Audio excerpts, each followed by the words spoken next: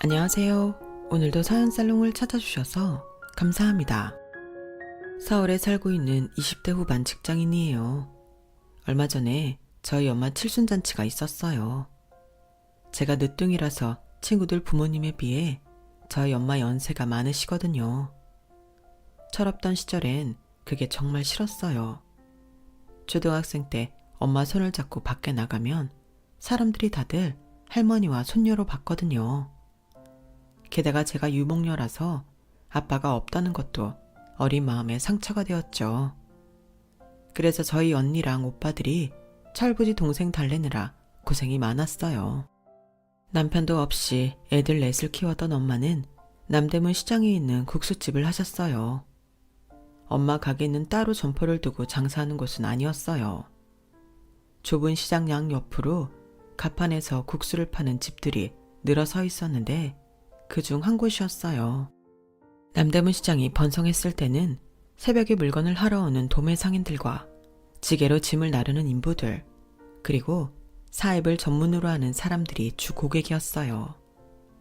남들은 잠든 시간에 바쁘게 움직이는 사람들이라 빨리 먹고 자리를 비켜주기 때문에 회전율이 높아서 매상이 높은 편이었죠.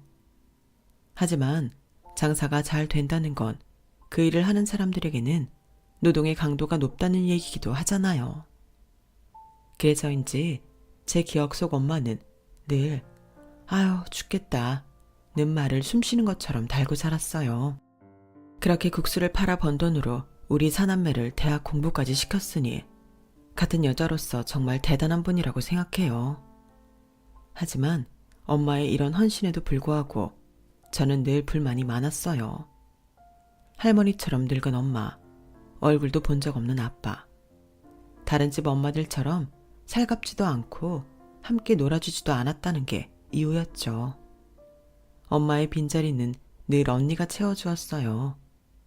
저는 유치원도 언니 손을 잡고 등하원을 했고 유치원 행사 때도 언니가 엄마 대신 와주곤 했거든요.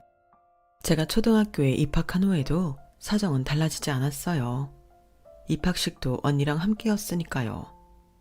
초등학교 저학년 때 운동회에는 부모님이 함께 참여해야 했는데 아빠가 없는 저를 위해 제 형부가 대신 와서 함께 달리기를 해주었어요. 친구들 아빠들보다 훨씬 젊고 키도 크고 잘생겨서 애들 앞에서 으쓱했던 기억이 있네요. 그땐 어린 마음에 언니가 내 엄마고 형부가 내 아빠였으면 좋겠다는 생각을 했어요. 참 철없는 아이였죠. 그랬던 제가 사고 없이 무탈하게 자라 번듯한 사회인이 될 수 있었던 건 가족들의 사랑 덕분이라고 생각해요. 엄마와 언니 부부는 물론 두 오빠들도 제 일이라면 만사를 제치고 달려올 정도로 막내 사랑이 지극했거든요. 비록 또래 친구들과는 다른 환경에서 자랐지만 그럼에도 남들 앞에서 주눅들지 않고 당당할 수 있는 이유이기도 하고요. 그런데 딱 한 번 내 처지가 한스럽게 느껴졌던 순간이 있어요. 결혼을 약속한 남자와 그의 집에 찾아갔던 순간이었죠. 다시 떠올리고 싶지 않을 만큼 불쾌한 순간이었지만 그럼에도 이렇게 사연을 보내는 건 이제는 훌훌 털어낼 수 있을 만큼 통쾌한 복수를 했기 때문이에요. 그럼 지금부터 제가 겪었던 파혼 스토리를 들려드릴게요. 얘랑을 처음 만난 건 신입사원 연수 때였어요. 저와 얘랑은 연수 기간 중 팀 프로젝트를 함께 하면서 서로를 알게 되었어요. 대학을 졸업하자마자 바로 시작된 사회생활인지라 잔뜩 겁을 먹고 있던 저와는 달리 얘랑은 빡빡한 연수 일정에도 꽤 능숙해 보였어요. 처음엔 입사 동기들보다 나이가 많아서 그런가 생각했는데 좀 친해진 뒤 이야기를 들어보니 회사 생활이 처음이 아니라 그랬더라고요. 얘랑은 대학 졸업 후 모 기업에 입사해서 1년 넘게 직장 생활을 한 중고 신입사원이었어요. 첫 직장에서 배정받은 부서가 적성에 안 맞아서 1년이 넘도록 회사 생활을 했음에도 적응이 안 됐다고 하더군요. 거기다 운도 안 따라서 성격이 개판인 사수까지 만나 죽어라 고생만 하다가 결국 사표를 내고 말았죠. 경력직으로 이직을 하기에는 일한 기간도 짧고 퇴사 이유가 걸려서 신입으로 재취업을 하게 됐다고 하더군요. 남들은 한번 뚫기도 힘든 취업 전쟁을 2번이나 뚫은 사람이라 그런지 얘랑은 남들과는 확실히 달랐어요. 특히 팀 프로젝트 때 얘랑은 실력이 빛을 발하더군요. 다들 사측에 잘 보이고 싶은 마음이 강했던 터라 팀의 융합보다는 자신이 돋보이려고 돌출행동을 일삼았는데 얘랑이 그걸 다 수습해가며 팀을 온전히 끌어나갔거든요. 얘랑이 아니었더라면 우리 팀은 진작에 공중분해됐을 거예요. 회사가 팀 프로젝트를 시켰을 때는 그럴 만한 이유가 있기 때문입니다. 개인의 능력을 보려고 했다면 팀이 아니라 개인 프로젝트를 맡겼겠죠. 회사가 원하는 건 특출난 인재가 아니라 융화가 잘 되는 인재라는 얘기예요. 보세요. 다른 팀들이 벌써부터 팀원 내 불화로 시끄럽잖아요. 우리 팀이 저들을 이기려면 하나로 뭉치는 방법밖에 없어요.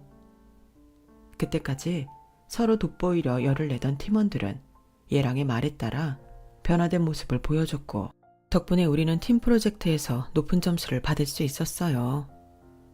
이제 갓 사회에 발을 내딘 제 눈에는 그때의 얘랑이 아름드리 나무처럼 든든하게 느껴졌죠. 입사 후 반년도 안 돼서 얘랑이 사귀자는 말을 해주었을 때 듣자마자 바로 그러자고 답했던 것도 신입사원 연수 때 얘랑에 대해 좋은 인상을 받았기 때문이었어요. 입사한 지 얼마 안 된 신입 주제에 벌써부터 사내 연애를 한다는 말이 나올까봐 우리는 회사 내에서는 철저히 입사 동기 이상의 티는 내지 않았어요. 그 바람에 같은 부서 여직원들이 얘랑한테 추파를 던지는 것도 꾹 참아 넘겨야 했죠.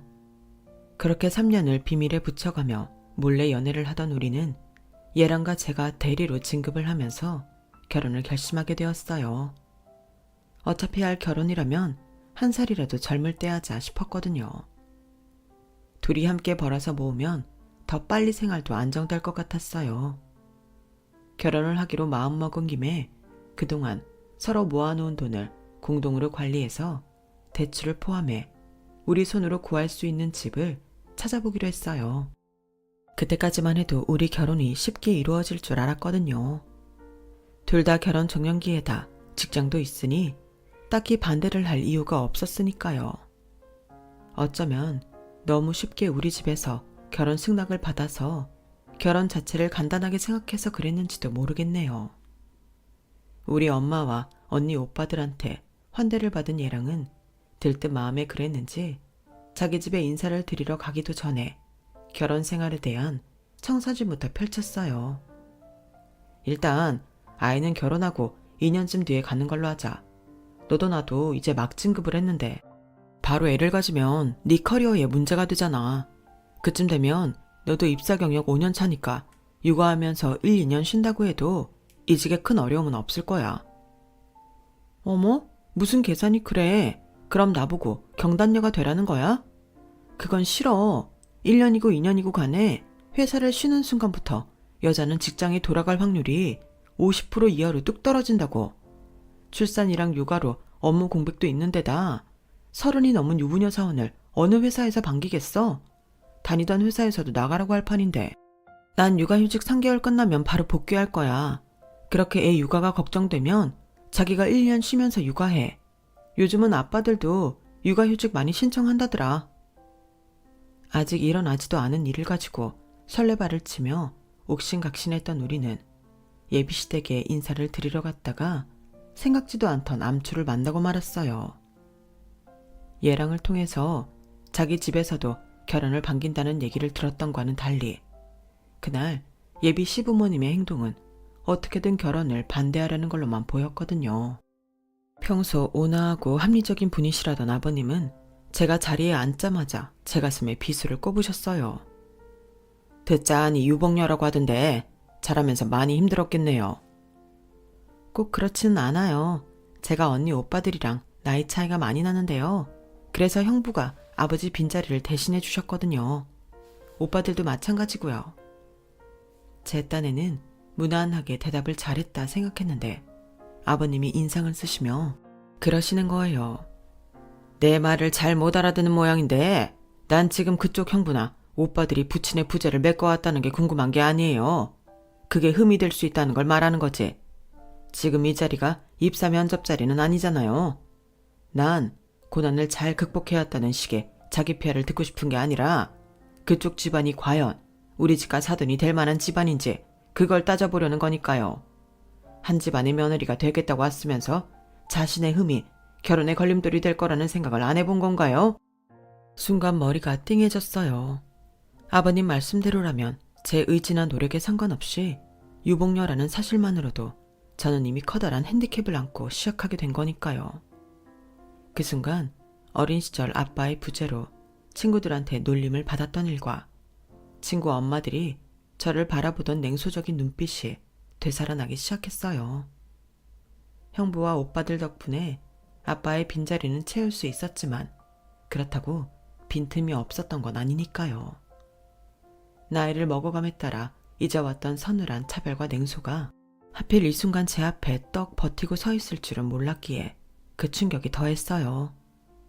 제가 평소와 달리 아무 말도 못하고 고개를 떨구고 있자 예랑이 나서서 제 편을 들어주었어요. 아버지, 결혼은 우리 두 사람이 하는 거예요. 아버지나 돌아가신 장인어른이 하는 게 아니라고요. 제가 한두 살 먹은 아이도 아니고 내 미래를 같이 할 여자를 외모만 보고 대충 골랐겠어요? 누구보다 깐깐하게 고르고 고른 사람이에요. 어떤 면에서는 저보다 더 나은 사람이기도 하다고요.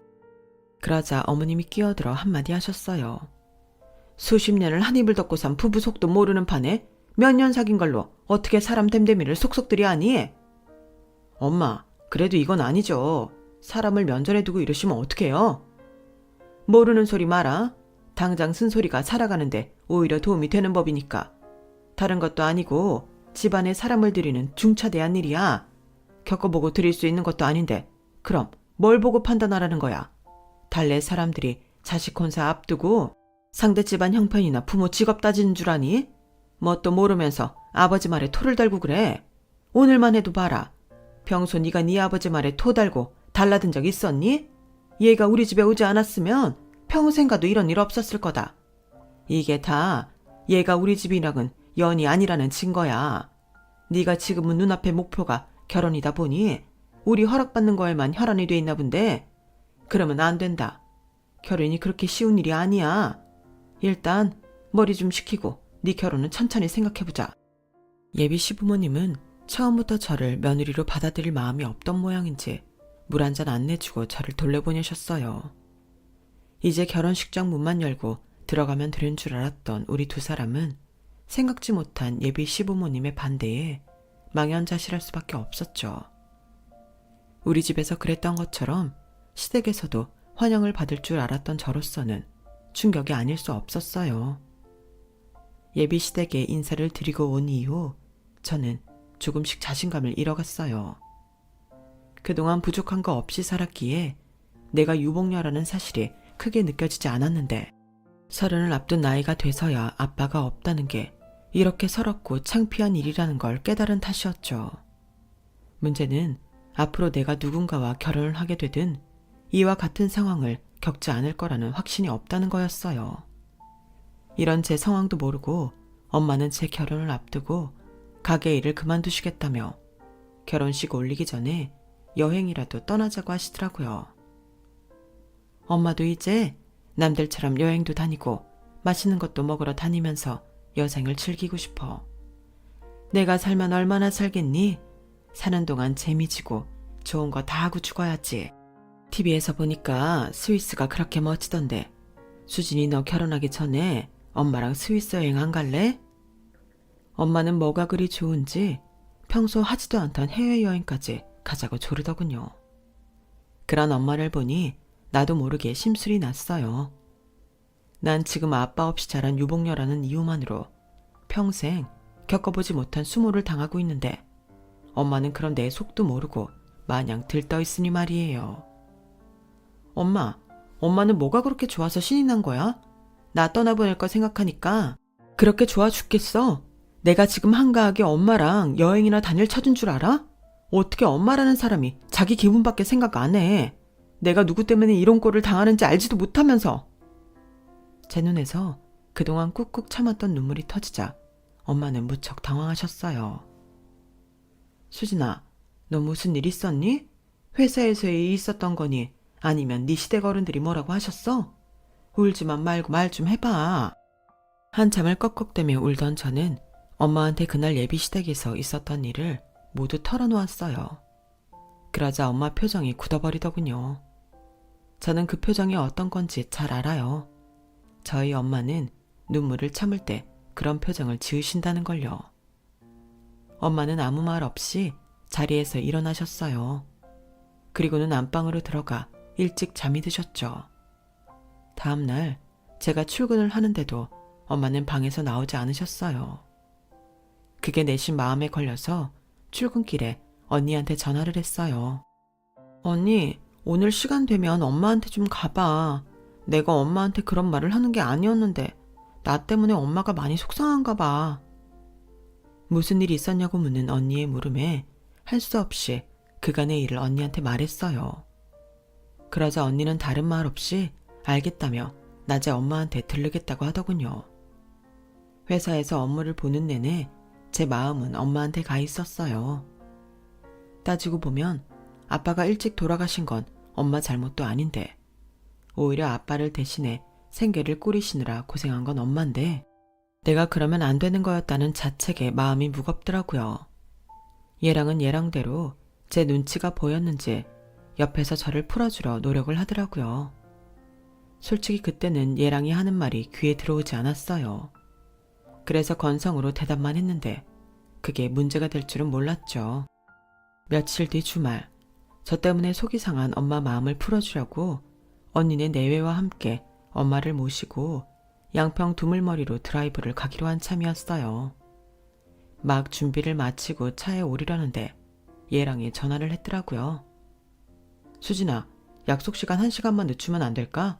엄마 가게 알바생이 가게 열쇠를 잃어버려서 가게 문을 열어주고 가야 할 것 같아서 말이야. 그게 무슨 소리야? 우리 오늘 만나기로 했었어? 야, 내가 분명히 말했잖아. 오늘 엄마 모시고 강촌으로 드라이브 가자고. 너도 알겠다고 해놓고선 이제 와서 이러면 어떡해? 너 진짜 우리 엄마한테 점수 딸 생각조차 없는 거야? 그러고 보니 며칠 전 엄마 일로 정신이 없을 때 얘랑이 옆에서 뭔가를 물었던 게 떠올랐어요. 그저 형식적으로 하고 대답을 했었는데 그게 드라이브 가자는 얘기였던 모양이에요. 아니야, 자기 놀래켜주려고 장난친 거야. 나 준비 다 됐으니까 시간 맞춰서 약속 장소로 갈게. 아무 일 없다는 듯 전화를 끊고 엄마랑 언니 내외한테 일이 생겨서 양평에 못 가겠다고 말하고 차에서 내렸어요. 그리고는 다시 집으로 들어가 옷을 갈아입고 약속 장소로 달려갔죠. 예비 시어머니가 좋아하는 가수가 강촌 라이브 카페에서 공연을 한다고 해서 근처 식당에서 점심을 먹고 라이브 카페로 향했어요. 마침 손님이 별로 없어서 그랬는지 그 가수분이 사진도 같이 찍어주셔서 어머님은 기분이 많이 좋아 보이시더군요. 저는 어떻게든 점수를 따볼 생각에 혼신의 힘을 다해 사진을 찍어댔고 그 결과물에 어머님도 많이 흡족해 하셨어요. 네가 딴 건 몰라도 사진은 좀 찍을 줄 아는구나. 에이, 이게 사진 찍는 기술 때문인가요? 어머님 미모가 워낙 특출나셔서 그런 거죠. 솔직히 실제 어머님 모습에 반도 안 담긴걸요. 어머머, 얘 말하는 것 좀 봐. 너 사회생활 잘하겠다 얘. 어머님은 제 립서비스에 입에서 웃음이 떠나지 않았어요. 그리고는 헤어질 때쯤 제게 그러시더라고요. 오늘 보니 네가 성격도 싹싹하고 어른 위할 줄도 아는 게 며느리 자리로 그리 나쁘지만은 않은 것 같구나. 재우한테 얘기해놨으니까 둘이 상의해서 결혼 준비 시작해라. 우리 바깥 양반은 내가 어떻게든 마음 돌려볼 테니까. 어머님 감사합니다. 제가 앞으로도 잘할게요. 그때는 얘랑한테 무슨 얘기를 해놨다는 건지도 모른 채 결혼을 허락해 주셨다는 사실에 감격해 들떠 있었어요. 그리고 다음날 오후 회사에서 얘랑과 점심을 먹으면서 듣게 된 말에 저는 할 말을 잃고 말았어요. 우리 막내가 사고를 쳐서 그거 수습하느라 돈이 많이 들어가게 됐나 봐. 말로는 아니라고 하시는데 우리 결혼 반대하신 것도 결혼 자금 대주실 여력이 안 되셔서 그런 것 같아. 그 자식은 하필 이럴 때 사고를 쳐서는. 어차피 우리 돈으로 하기로 한 거였잖아. 대학까지 보내주셨으면 됐지. 자식 결혼까지 부모님이 책임질 필요 있나? 그게 말이야. 문제는 동생이 낸 사고 수습을 하는데 생각보다 돈이 많이 들어가서 내 돈도 좀 들어가야 할 것 같아. 한 7천 정도 내가 보태드려야 할 것 같다고 하시더라고. 뭐? 그럼 집은 어떻게 구해? 가진 돈도 모자라서 대출까지 풀로 받아야 할 판인데. 막내 동생이 고등학생이라고 하지 않았어?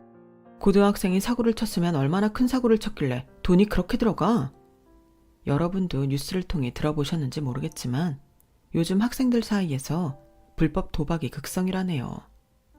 얘랑의 막내 동생도 친구들을 따라 호기심에 용돈으로 스포츠 도박을 시작했는데 이게 돈을 좀 따게 되니까 돈 욕심이 생긴 거죠.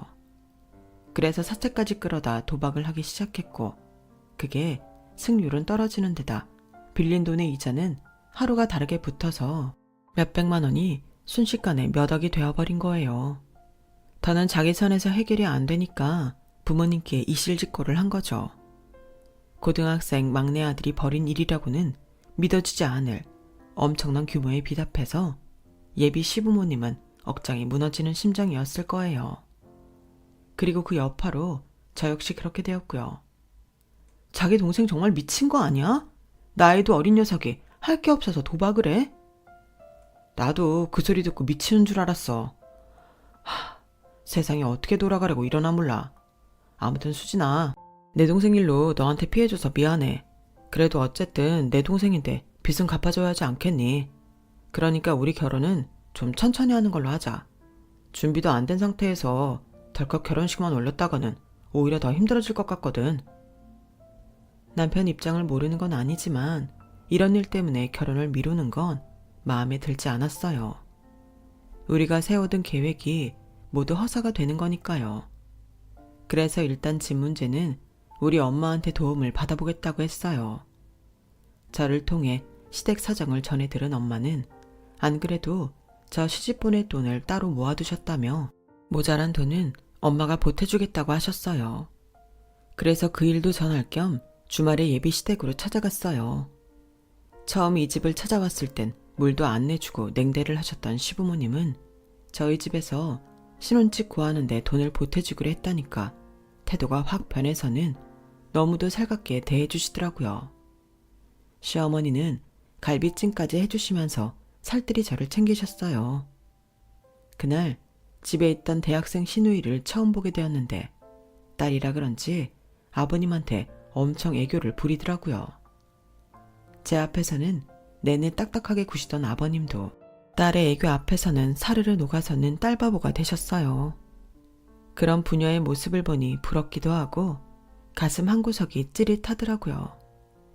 예비 시댁에서 돌아오는데 그날따라 그렇게 속이 허전한 거예요.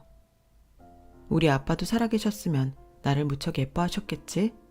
막내딸 씨 보내기 싫다고 사윗감한테 괜히 곤조도 부리셨을지 몰라.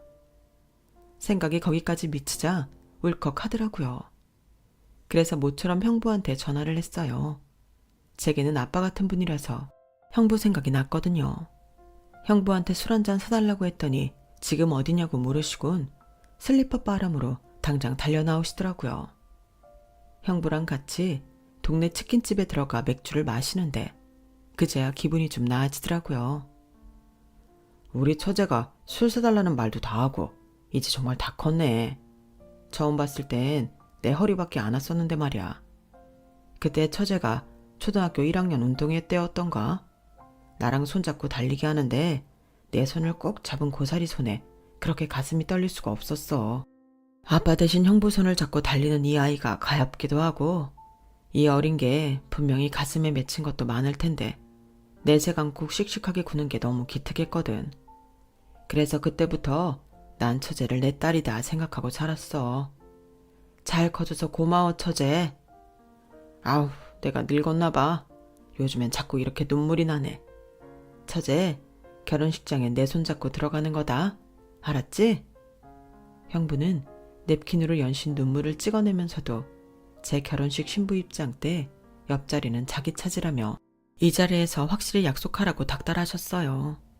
애초에 저도 형부 손을 잡고 식장에 들어갈 생각이었지만 일부러 형부 약을 올리면서 큰오빠 손을 잡고 들어가겠다고 어깃장을 놓았죠. 그렇게 형부랑 맥주를 마시고 나니 답답했던 마음이 뻥 뚫리는 것 같았어요.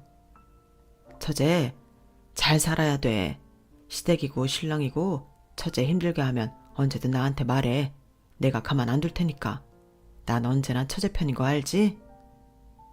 알죠. 아, 우리 엄마가 형부 반만 닮았으면 좋겠어요. 가끔 보면 우리 엄마가 내 친엄마 맞나 싶어요. 입학식 때도 한 번 안 오고 졸업식 때도 그렇고 내 결혼식 때는 올라나 모르겠네. 아, 가게 그만뒀으니까 이번엔 오겠네요. 이젠 가게 때문에 바쁘다는 핑계도 못 댈 테니까. 장모님이 그러셨던 건 처제에 대한 나름의 사랑 때문이었을 거야. 네?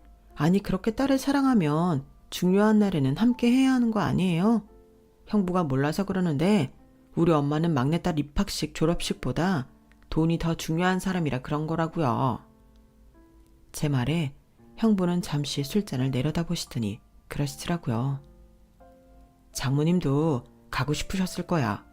그런데 장모님이 가시면 처제 친구들이랑 엄마랑 많이 비교되고 그래서 처제가 마음 상할까봐 피하셨던 거지. 기억 안 나? 처제 어렸을 때 장모님 손잡고 밖에 나가면 할머니랑 손녀딸이라는 소리 많이 들었다며. 그래서 우리 와이프가 대신 처제 데리고 다녔다던데. 그 말을 듣고 보니 기억이 났어요. 언젠가 엄마가 유치원에 저를 데리러 온 적이 있었는데 제 친구 엄마가 그걸 보고는 수진이 할머니세요? 라고 물어서 제가 엄청 울었거든요. 그때 제가 엄마한테 앞으로는 유치원에 찾아오지 말라고 울먹이면서 소리쳤는데 그 때문이었나 봐요. 엄마가 제 입학식과 졸업식에 오지 않은 건요. 모든 게 다 나 때문이었는데 난 그것도 모르고 엄마 탓을 했다니. 처제는 장모님이 쉬는 날도 없이 억척스럽게 돈을 버신 이유가 뭔 줄 알아? 혹시라도 어린 처제 남겨두고 먼저 세상을 떠나시게 될까봐 한 푼이라도 더 벌어두고 가시려고 그러신 거야. 옆에서 오래 지켜줄 수 없다면 최소한 막내딸이 사는데 도움이 되도록 돈이라도 많이 남겨주고 가시라고 그러신 거지. 처제가 결혼한다고 하니까 그제서야 장모님이 일 그만두신 거 봐. 이제는 처제 옆을 지켜줄 사람이 생겼으니 안심이 되셨던 거지. 부모 마음이 다 그런 거야. 그날 형부랑 맥주를 마시면서 나눈 얘기 덕분에 저는 가족들의 사랑을 다시금 느낄 수 있었어요. 아빠의 부재로 가슴이 허할 틈 없이 엄마와 언니 형부랑 두 오빠가 늘 제 곁에서 빈틈을 채워주고 있었다는 걸요. 그걸 깨닫고 보니 그동안 잔뜩 굽어져 있던 어깨가 활짝 펴지는 기분이 들었어요. 그래서 예비 시부모님 앞에서도 더는 주눅든 채 저 자세로 굴지 말아야겠다는 다짐을 하게 되었고요. 그러던 차에 결정적인 사건이 일어난 거예요. 상견례 날을 앞둔 어느 날이었어요. 언니가 회사 근처에 일이 있어 왔다며 같이 점심을 먹자고 하더라고요. 얘랑이랑 같이 나가겠다고 했더니 한사코 저 혼자 나오라더군요. 언니랑 회사 근처에서 점심을 먹고 차를 마시는데 언니가 제 눈치를 살피면서 그러는 거예요. 너희 시댁 사정이 그렇게 안 좋니? 막내 시동생 문제 때문에 그런가 싶어서. 막내 시동생이 사고를 쳐서 그렇지 뭐. 얼추 다 수습됐다니까 별 문제 없을 거야. 수진아, 내가 말을 할까 말까 망설이다가 너도 알아야 될 것 같아서 오늘 온 거야. 너희 시부모님 말이야.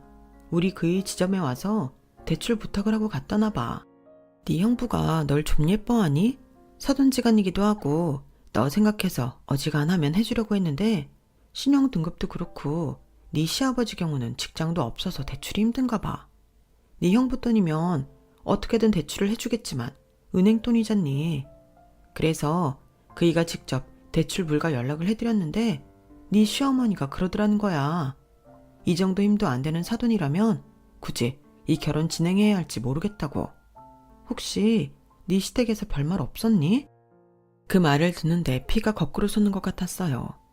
아니, 자기들이 뭔데 내 형부한테까지 그런 압박을 가하나 싶은 게 이대로 두면 안 되겠다 싶더라고요. 그래서 그날 당장 퇴근길에 얘랑과 함께 예비 시댁으로 갔어요. 그랬더니 평소랑 다르게 저를 대하는데 찬바람이 쌩쌩 불더라고요. 그리고는 마치 맡긴 돈 달라는 식으로 말도 안 되는 혼수에 예단비를 요구하지 뭐예요. 제가 아무 대답도 않고 입을 꾹 다물고 있자 시어머니가 먼저 말을 꺼냈어요. 왜? 고작 이 정도도 힘드니? 그럼 니네 잘난 형부한테 부탁이라도 해보렴. 은행 부지점장까지 하는 양반이 처제 결혼하는데 이 정도도 못 해주겠어? 뭐? 정 못하겠다면 나도 더는 이 결혼 진행할 생각 없다. 엄마, 그게 무슨 소리야. 상견례가 코앞인데. 수진아, 어지간하면 맞춰드리자. 어차피 혼수야 우리가 살면서 쓰는 거고 예단비는 반은 다시 돌려받는 돈이니까. 그러자 어머님이 버럭 소리치셨어요. 누구 마음대로 돌려줘? 주고 말고는 우리가 정하는 거야. 탐탁치 않은 며느리 받아주는 것만도 감지덕지지. 여기서 더 뭘 바라는 거냐? 우린 예단비 돌려줄 생각 없으니 그렇게 알아라. 안 그래도 이 결혼에 대해 회의를 느끼던 저는 어머님의 염치 없는 행동에 결단을 내릴 수 있었어요. 그래서 홀가분한 마음으로 말씀드렸죠. 네, 알겠습니다. 그래? 그럼 예단비는 언제쯤 보내줄 거니? 가능하다면 좀 빨리 보내줬으면 좋겠는데 말이다. 그건 안 되겠네요. 저는 예단비 안 드릴 거거든요. 뭐? 예단비를 안 주겠다니 너 정말 파혼이라도 당하고 싶은 거냐? 아니요, 파혼은 안 당할 거예요. 제가 먼저 파혼을 할 거니까요. 어머님, 사람이 염치라는 게 있어야 인간 대접도 받고 어른 대접도 받는 거라고 생각해요. 아들 팔아서 떼돈 벌 생각이셨어요? 그러지 않고서야 신혼집에 억대 혼수에 억대 예단비까지. 이건 말이 안 되죠. 제가 뭐가 부축해서 이런 돈을 싸매고 이 집에 시집을 와야 돼요. 이 집이 뭐 그리 잘난 집구석이라고. 어머님은 곧 신용불량자 될 상황이고 아버님은 직업도 없으시고 막내 아들은 18살밖에 안 된 놈이 불법 도박 중독자고. 누가 들어도 답 없는 집구석인데 미쳤다고 제가 이런 집에 며느리로 들어오고 싶겠어요? 그런데도 정신 못 차리고 내 형부 찾아가 가당치도 않은 대출 요구나 하고 이젠 돈까지 구걸하니 저라고 뵐 수 있나요? 안 그래도 구질구질해서 마음 따란 와중에 이렇게 염치 없이 미친 요구를 하시니 내가 파혼해 드려야죠. 안 그래요? 그러니 파혼하겠다고요, 제가. 뭐가 어쩌고 어째? 애비도 없고 시장에서 국수나 파는 애미 밑에서 자란 주제에 어디 잘난 척이야. 우리 집이 어려워지지만 않았어도 너 같은 걸 집안에 들이기나 했을 것 같아. 어디서 시건방이야. 어머님, 많이 쫄리시나 봐요. 이젠 대놓고 밑바닥까지 다 까시는 걸 보니까요. 네, 어머님 말대로 저는 아빠도 없고 시장에서 국수 파는 엄마 밑에서 자랐지만 그럼에도 불구하고 이런 집구석은 사절입니다. 저도 안 오겠다는 어머님 며느리 자리에 올 사람이 있을지는 모르겠지만 그래도 혹여 누군가 오게 된다면 그땐 제발 인간답게 구세요. 너무 후져서 정이 확 떨어지니까요. 재우씨, 우리 인연은 여기까지인가 봐. 그래도 자기 말 듣고 회사에 우리 사귀는 거 알리지 않은 건 다행이라고 생각해. 그러니까 지금까지 그랬던 것처럼 회사에서도 친한 척은 하지 말자. 그렇게 저는 파혼 선언을 하고 예비 시댁을 나섰어요. 그리고 1년이 지난 지금 생각지도 못한 상황에 맞닥뜨렸지 뭐예요. 저희 엄마 건물 1층에 새 들어있는 세입자가 반년 가까이 월세도 밀리고 보증금도 다 까먹었는데 가게를 안 비운다고 해서 엄마랑 같이 찾아갔는데 글쎄 그 가게 주인이 전 예비 시어머니지 뭐예요. 아니 네가 여긴 왜 왔니? 왜? 내 아들 못 잊어서 이제라도 사과하러 온 거냐? 그런 거라면 그 사과 안 받을란다. 그러니 당장 내 가게에서 나가. 이게 왜 아주머니 가게예요? 보증금도 다 까먹었고 월세까지 밀려있는데 건물주 가게지. 이 건물 우리 엄마 거예요. 세입자로 들어온 지 3년이 넘도록 월세 한번 제때 낸 적 없는 세입대가 있다고 해서 도대체 어떤 사람인가 했더니 그게 아주머니였다니. 뭐? 아주머니? 너 말 다 했어? 어따 대고 아주머니야? 그럼 아주머니를 아저씨라고 불러요? 이젠 우리가 아무 사이도 아닌데 왜 돈 싸들고 오는 호구 며느리를 아직도 못 구한 모양이죠? 난 또 그렇게 우리 집 무시하며 잘난 척을 하길래 얼마나 대단한 집안인가 했더니 시장에서 국수 팔아 번 돈 우리 엄마 건물 세입자였네요. 뭐 이제는 그나마도 강제집행 당해서 내쫓기게 됐지만요. 엄마, 이럴 줄 알았으면 계약 기간 끝났을 때 바로 내보낼 걸 그랬어. 괜히 마음 약한 우리 엄마가 온정을 베푸는 바람에 이 사람들 좋은 일만 시켜줬잖아. 엄마, 이 사람이 나 아빠 없다고 구박하고 엄마가 시장 바닥에서 국수 판다고 무시했던 재우씨 엄마야. 그 말에 엄마는 얼굴이 무섭게 굳어졌어요. 그리고는 길게 말할 거 없다시며 언제까지 가게를 비우라는 최후 통첩을 하시곤 뒤도 안 보고 가게를 나오셨어요. 전 예비 시어머니는 그런 저희 엄마를 보고는 달려나와 몇 달만 말미를 달라고 통사정을 했지만 그 말이 먹힐 리가 없었죠. 자신이 오랜 세월 시장에서 어렵게 장사를 한 탓에 세입자 사정 다 봐주고 월세도 싸게 내놓고 월세가 밀려도 닭달 한 번 안 했던 엄마지만 내 자식 눈에서 눈물 뺀 인간한테는 일말의 동정도 베풀지 않았으니까요. 결국 일주일 뒤 전 예비 시어머니가 하던 등산복 매장은 깔끔하게 비워지고 말았어요. 그 후에 그 집 소식은 들은 바가 없어서 잘 모르겠지만 회사에서 들리는 소문에 의하면 얘랑 내 집이 지방 어디로 이사를 가서 얘랑이 입사 동기 집에 얹혀 지낸다고 하더군요. 얘랑을 생각하면 안 됐다는 생각도 들지만 그래도 내 부모 무시하던 걸 생각하면 아주 쌤통이다 싶더라고요. 주는 대로 받는다는 말이 그런가 봐요. 저도 사람한테 잘하며 열심히 살아야겠습니다. 지금까지 제 사연을 들어주셔서 감사합니다. 들어주신 분들, 옆에 계신 소중한 분들과 행복하세요. 여러분, 사연 댓글에 응원과 현명한 조언 부탁드려요. 좋아요와 구독은 저에게 큰 힘이 됩니다. 오늘도 좋은 일 가득하세요.